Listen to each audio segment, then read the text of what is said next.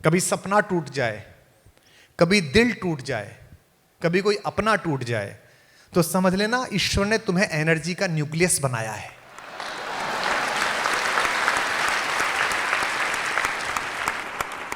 अगर कभी मन में ये आए कि यहां ये बात अटक गई, ये बात नहीं हुई, कोई भी लक्ष्य तुम्हारे जीवन से बड़ा नहीं है। सबसे बड़ी चीज तुम्हारी खुद की जिंदगी है, सबसे पहली चीज तुम्हारी है।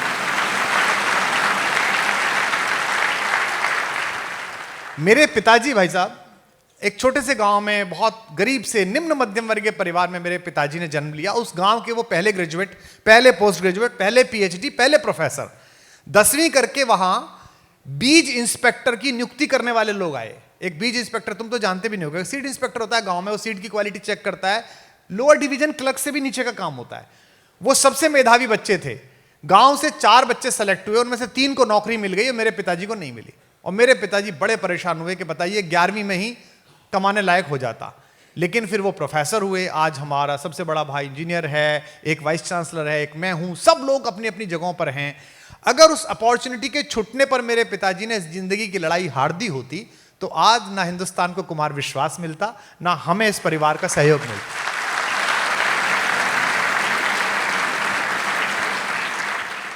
आज संयोग से कलाम साहब का दिन भी है, हम उन्हें भी याद कर रहे हैं और मेरा सौभाग्य है कि मुझे उनके दर्शन के और सत्संग का अवसर मिला। वो भी आपको पता है कि एनडीए में सेलेक्ट नहीं हुए थे और उसके बाद जब उन्होंने पूछा शिवानंद स्वामी से कि मैं क्यों सेलेक्ट नहीं हुआ, तो शिवानंद स्वामी ने कहा कि तुझे जहाज उड़ाने के लिए नहीं भेजा ईश्वर ने, तुझे किसी बड़े काम के लिए भेजा है। और आज पूरी दुनिया में मिसाइल लॉन्चिंग में हम सबसे नंबर 1 है, पूरी दुनिया की मिसाइल हम उड़ाते हैं। तो खूब मेहनत करो, खूब पढ़ो, एनआईटी, आईआईटी, आरईसी, कहीं ना कहीं एडमिशन हो जाएगा। 1% अगर ऐसा लग रहा है कोई चीज नहीं हो रही है, मेहनत में कमी नहीं करनी है।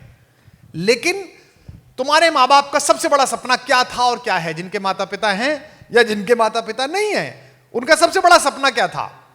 मेरी बेटी से मैंने एक दिन पूछा, वो बाहर पढ़ी है और आप अपना काम करती है, अपनी एक इंडस्ट्री चलाती है। मुझे इतना अच्छा लगा उसका जवाब। मैंने उससे पूछा कि बेटा लाइफ में तू क्या करना चाहती है? सोचो इसका क्या जवाब हो सकता है। उसने मुझसे कहा मैं खुश रहना चाहती हूं। कितनी सुंदर बात है।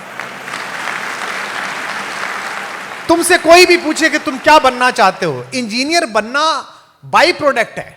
पहला प्रोडक्ट है अच्छा मनुष्य बनना, अच्छा समाज का व्यक्ति बनना। आप अच्छी बेटियां बने, अच्छे बेटे बने, अच्छे नागरिक बने। आज मुझे जब किताब दी लीजेंड ऑफ एलन, इसका क्या मतलब है? वो जब बच्चा आया होगा इस संस्थान में जिसका उस पर फोटो छपा है, वो तुम्हारे जैसे ही रहा होगा। तुम में से एक ऐसा बच्चा, ऐसी बेटी, ऐसा बच्चा रहा होगा। किसी का भी, इनमें से किसी को नहीं पता। आज मैं यहां घोषित कर रहा हूं, यहां मैं पढ़ रहा हूं, मुझे नहीं पता कि आज मैं 50, 51, 52 साल का हो गया। 25 साल बाद जब मेरा 75वां साल मना रहा होगा, तुम में से कोई देश का राष्ट्रपति होगा, कोई प्रधानमंत्री होगा, कोई दुनिया का सबसे बड़ा टेक्नोक्रेट होगा। ये अलग भट्टी में ढल के लोग नहीं आते, ये अलग खांचे में नहीं आते। इस देश को औद्योगिक घरानों के बेटे बेटियां नहीं चलाते। इस देश को तुम और हम चलाते हैं, जो मास्टरों के, क्लर्कों के, किसानों के बच्चे हैं। मेरा नहीं हुआ था आईआईटी में। 117 रुपए का फॉर्म भरा था मैंने। कैलकुलस कमजोर थी और ऑर्गेनिक कमजोर थी, नहीं हुआ, कोई दिक्कत नहीं। मैंने 117 का फॉर्म भरा था। आज की रेट में मैं आईआईटी से 117 करोड़ वसूल कर चुका हूं, पूरे देश के आईआईटी से।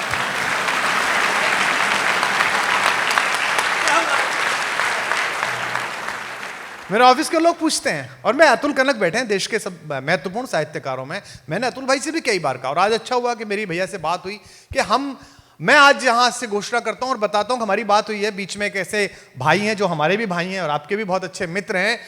आप लोग टेक्नोक्रेट बने, इस पर ये लोग मेहनत करेंगे। आप लोग मनुष्य बने, इस पर मैं मेहनत करूंगा एलिन के साथ में।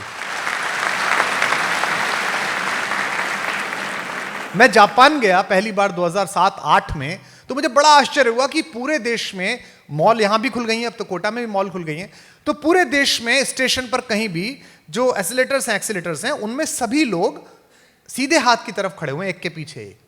तो मैंने पूछा इसका कोई नियम है क्या? बोले नहीं, नियम नहीं है। ऐसे ही वहां की जो ट्रेन थी उनमें लोग लाइन लगाकर खड़े हुए थे, लेफ्ट हैंड की तरफ सीधे हाथ से लोग उतर रहे थे। जब आखिरी आदमी बाहर निकल जाता था तब हम घुसते थे। आपने देखी होंगी दिल्ली की ट्रेन, आपने देखी होंगी बॉम्बे की ट्रेन। हमने 75 ईयर्स में नेशनलिटी क्या बनाई है।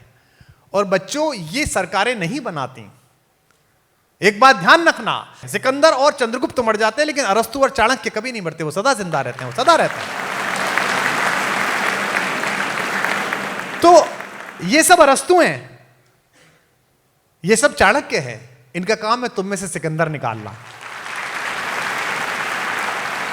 इसलिए एलिन के जितने बच्चे यहां हैं, मैं जानता हूं कि आप सोशल मीडिया पर कम रहते हैं और रहना भी कम चाहिए, इसका भी उपवास करना चाहिए, है ना। इंस्टा का, ट्विटर का, फेसबुक का उपवास करना चाहिए। आपके कैंपस में तो ये सब व्यवस्था है ही, लेकिन मैं इस परिवार का एक स्व अधिग्रहित सदस्य हूं। मैंने खुद को खुद ही सम्मिलित कर लिया है इन चारों भाइयों के साथ। तो मैं आपको यह कहता हूं कि जीवन में कभी भी अंधेरा घिरे, कभी भी ऐसा लगे, है ना, तो मेरा फेसबुक पे पेज है, मुझे मैसेज करना, मेरा ऑफिस मुझे मार्क करके देता है, नहीं तो खुद से बात करना। जो अपने से बाहर आया उसको सारा संसार मिला। ये सब छोटे लक्ष्य हैं, इन्हें तो कर ही लोगे। ये आईआईटी वाईआईटी बहुत छोटे लक्ष्य हैं बेटा, पूरा समर्पण कर दोगे, पूरी मेहनत कर दोगे तो कर ही लोगे। आइंस्टाइन तक का दिमाग 6% यूज हुआ, 94% तो यूज ही नहीं हुआ। तो अगर तुम थोड़ा सा लगाओगे, थोड़ी सी मेहनत करोगे, एकाग्र रहोगे लक्ष्य पे, तो काम कर ही दोगे। लेकिन बैकड्रॉप में जो बड़ा कैनवस है, आईआईटीएन बनना एक पेंटिंग है, लेकिन मनुष्य होना एक कैनवस है। Be a good human being. आपके होने से आपका परिवार, आपका इंस्टीट्यूट, आपका, अगर जिस बच्चे के साथ तुम रहते हो, जिस 2 लड़कियां जो एक रूम में रहती हैं, 4 बच्चे जो एक रूम में रहती हैं, अगर बची हुई 3 बच्चियां, बचे हुए 2 लड़के जो लड़के रहते हैं, अगर वो तुम्हारे होने से खुश नहीं हैं, तो तुम्हारा आईआईटीएन होना भी बेकार है, तुम्हारी कोई सफलता अच्छी नहीं है। तुम्हारे होने से लोग खुश हों, तुम्हारे होने से, देखो बेटा, कोई भी चीज जब टूटती है तो उसमें से एनर्जी निकलती है। सर बताते हैं ना, यही बताया गया ना, हमको भी यही पढ़ा गया। जो तुम कर रहे हो मैंने सब करा है ना। ये तुमने तो, मैंने तो 11th में ही पूरा याद कर दिया था कि पूरी पीरियोडिक टेबल याद कर दो। Hydrogen, helium, lithium, beryllium, boron, carbon, nitrogen, oxygen, fluorine, Na, MgL, KCl, SCr, VCr, Mn, Fe, CONi, COZn, पूरी याद कर देते। मैंने कहा ये बड़ा तंग करेगी, इसे आगे से पीछे और ऊपर से नीचे याद कर लो। और पहला काम यही होता था कि वो पीछे की कॉपी पे खींच के बना देनी, पूरी याद कर लेते थे। कोई भी चीज टूटती है तो उसमें एनर्जी निकलती है। कभी सपना टूट जाए, कभी दिल टूट जाए, कभी कोई अपना टूट जाए, तो समझ लेना ईश्वर ने तुम्हें एनर्जी का न्यूक्लियस बनाया है।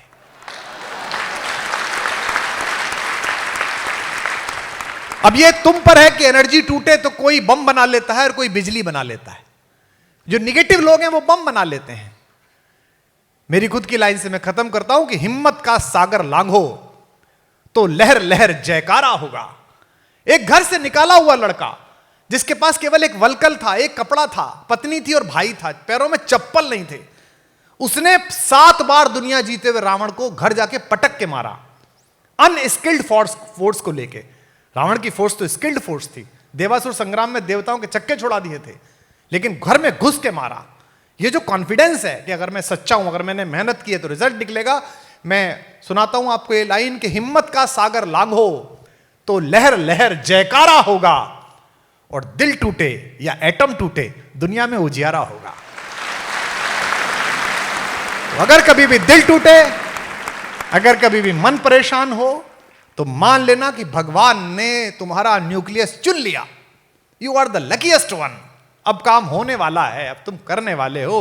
और आत्मविश्वास इतना रखना, कोई फर्क नहीं पड़ता कौन सी रैंकिंग आई, 100वीं आई, 1000वीं आई, कोई फर्क नहीं पड़ता। जब जटायु के घाव पूछ रहे थे राम, तो राम ने पूछा कि चाचा आप मेरे पिताजी के दोस्त रहे हो, मैं आपको स्वस्थ करा दूं, मतलब हॉस्पिटल ले चलूं। जटायु ने कहा कि नहीं बेटा, अब मेरे मरने का समय आ गया। जटायु फाइटर प्लेन चलाते थे। ये जो गिद्ध विद्ध का मामला है ना, ऐसा नहीं था, वो फाइटर प्लेन चलाते थे। उस जमाने में टेक्नोलॉजी थी कि दूसरे के प्लेन में क्या हो रहा है ये आप अपने स्क्रीन पे देख सकते थे। तो उन्होंने देखा कि उस प्लेन में जो ऊपर जा रहा है सबसे बड़ा एयरफोर्स 1, उसमें एक सीता का अपहरण हो रहा है। ये एयरफोर्स 1 शांति की सीता का अपहरण आज नहीं कर रहा, पहले से करता है ये। अब थोड़ा दूर रहता है, न्यूयॉर्क रहता है, पहले लंका में रहता था। तो उसने देख लिया कि इसमें एक महिला का अपहरण हो रहा है, उसका वॉइस सैंपल उसने डेटा में डाला, तो वॉइस सैंपल डेटा में डाला तो सीता से मैच किया, तभी उसने कहा कि आपकी पत्नी का अपहरण हुआ है। ये साइंस है, सब पूरा साइंस है। तो उन्होंने कहा कि मैं आपका इलाज कर दूं, तो उन्होंने कहा नहीं बेटा, अब तो मेरा समय आ गया, अब मैं जाऊंगा। तो जटायु ने पूछा कि बेटा जब मैं ऊपर जाऊंगा तो तुम्हारे पिता मिलेंगे, दशरथ मिलेंगे, मेरे दोस्त, मैं उनसे क्या कहूं? अब एक लड़का जो घर से निर्वासित है, वनवास में है, उसकी पत्नी का अपहरण रावण करके ले गया और वो भी युद्ध करने के लिए जा रहा है, सेना बनाएगा बेचारा, वो क्या बोले? रामचरितमानस में बाबा तुलसीदास कहते हैं इसे कॉन्फिडेंस कहते हैं, इसे राम बनना कहते हैं, ऐसे बनो। वो कहते हैं आप मत कहना चाचा जी, पापा से जाके आप कुछ मत कहना, जो मैं राम, अगर मैं उनका लड़का हूं तो कुल सहित, खानदान सहित कहे दशानन आए, रावण खुद ऊपर आके बताएगा कि क्या कर दिया था उसने। इसे कहते हैं confidence. This is called confidence. आप मत बताना पापा को। तो कभी पापा फोन करें, मम्मी फोन करें या परिवार का कोई फोन करे, सर पूछें, तो यही कहना कि सर चिंता मत करो, जिस दिन रिजल्ट निकलेगा उस दिन बता दूंगा क्या मेहनत कर रहा हूं, कैसा पढ़ रहा हूं, क्या काम कर रहा हूं, उस दिन पता चल जाएगा। और अगर बाय द वे कोई परीक्षा की कमंद ना छूटे तो जिंदगी की आखिरी परीक्षा थोड़ी है, जब भी कोई पूछे तो मेरा बता देना, मेरा नहीं हुआ, क्या फर्क पड़ा, जो कर रहे हैं मैंने एक रास्ता चुना, आप अपना रास्ता चुनेंगे और आप बेहतर करेंगे। दुनिया परीक्षाओं के हथौड़ों से नहीं गढ़ी जाती, प्रतिभाओं की सोच से गढ़ी जाती है कि आप प्रतिभा कैसे।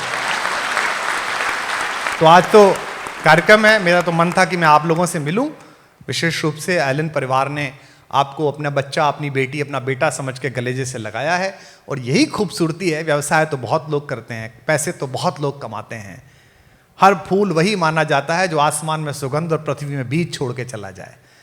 सुगंध तो इनकी फैल ही रही है और बीज आप लोग हो, जिससे बड़े वृक्ष बनेंगे।